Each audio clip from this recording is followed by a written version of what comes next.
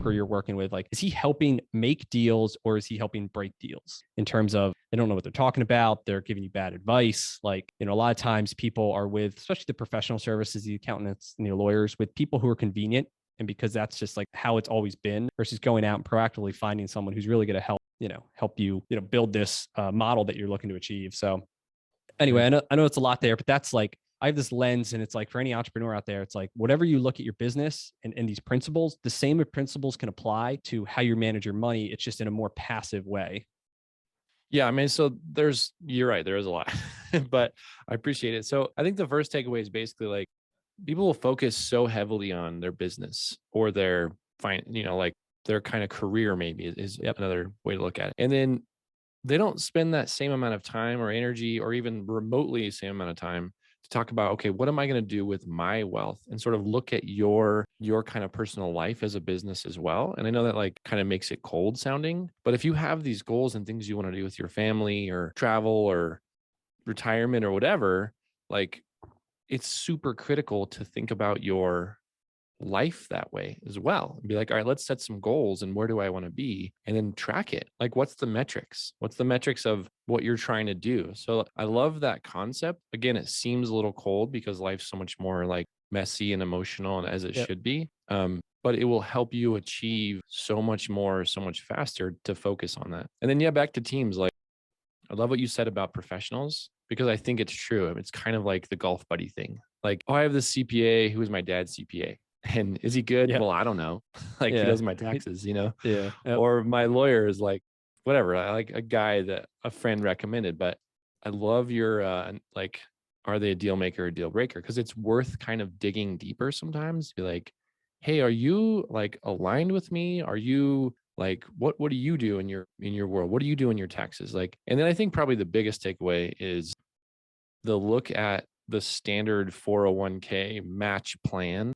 And just like you said, like some guy or woman is in an office selecting index funds and they really don't have much control and you have zero control. And so I love the idea of taking that back to yourself because you have way more power and the ability to learn to manage your own funds in a better way. So I love everything you said. Yeah. And a lot of times that a little bit on that, on the team, like the people at the 401k company at Vanguard, or even the companies you're investing in, if it's Apple or Google or whoever, like they don't really care about like you. They don't care about the performance. Like, it's kind of this, it is what it is type of mentality versus, when you work with guys like yourself or other syndicators, they like, there are guys out there who truly care about, their investors doing the right thing, making sure that they're taking, they're treating all that money like their own money. And I'd rather work with a guy like that who like, isn't going to sleep at night if things aren't going their way it should, and trying to protect the investor's capital versus,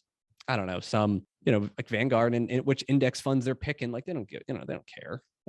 So they just want to keep their job, but if the market's down, hey, the market's down. It's not their fault.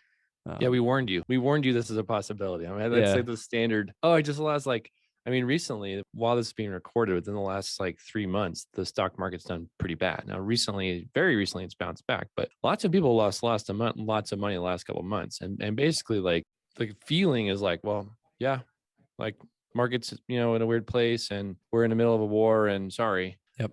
But you're right. You gotta have a super long outlook, right? Like, I think to not care about it, at least this is what I do. So I still have money in it. I follow in general what's called a 3-fund portfolio, which is just like, actually it's Vanguard, but low cost, broad index funds, whether it's international, domestic, and bonds. And, I auto invest a little bit each week, and I'm not going to touch it. Like it's like a 20-year plan. And I think if that's your vision, it's 20 years down the line, having some money there is not, it's going to do some work. But, for anybody who, they're counting on that, or they're looking at that supporting any sort of lifestyle, it's too unpredictable. So I agree. And I think like, you start looking at the actual returns as well. I don't want to go too far down this road, but I do think like historically speaking, real estate annualized does a better job. So like when you put your money into syndication, we hear the stock market like, oh, historically 7-8%. Like you hear kind of those numbers tossed around, but I think real estate within the last 10 years is more like 15% annually. Yeah. Like once you get your money back and the property is sold and you do all the math to add it up, it's like, oh, okay, that's significantly better.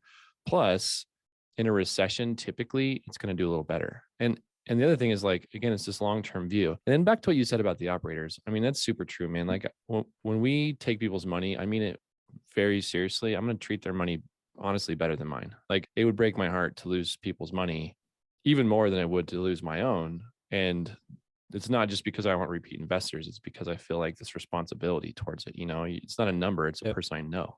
I know every single one of my investors. So And yeah, so to that's invest in someone like that, I think is really valuable. yep. That's all part of that team and finding that right people. And you don't need this like Rolodex of like 100 people. You only need like 5, 8 people who have deal flow and got enough deals to look at to make a good choice. So I think, it's just finding those right people and then just sticking with them.